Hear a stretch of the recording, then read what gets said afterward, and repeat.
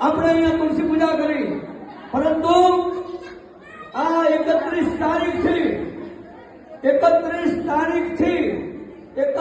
તારીખને આપણે ગૌ સેવા દિન તરીકે ઉજવવામાં આવે એટલા માટે હિન્દ રક્ષક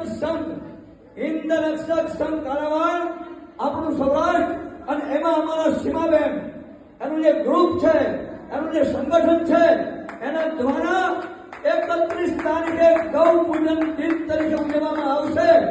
અને આપણી અહીંયા કથા એ દિવસે વિરામ થાય. એ દિવસે ગૌ પૂજનમાં ગૌદાન, ગૌ સેવા, ગૌ માતાની પરિક્રમા કરી આપણે તમામ હિન્દુ સનાતન ધર્મીઓએ હિન્દુ સનાતની પરંપરાને ઉજાગર કરવાના કાર્ય કરવાના છે. सीमाबेन, आप आगे बढ़ो. आपके भीतर की रही हुई ये भावना है, इससे हमें मान है, गौरव है. शिव शक्ति गुरु गोधाम आनंद आश्रम ढक्कावाड़ा में कालिदास जी महाराज जो गौमाता की सेवा करेंगे, जो गौमाता की रक्षा करेंगे, वही भारतवर्ष में राज करेंगे, वरना सबके सब बामौत मरेंगे.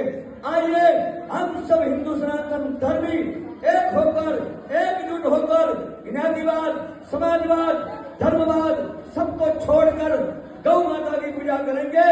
और 31 दिसंबर को गौ सेवा दिन के नाम से मनाएंगे. गौ माता की, गौ माता की, गौ माता की जय. गौ माता.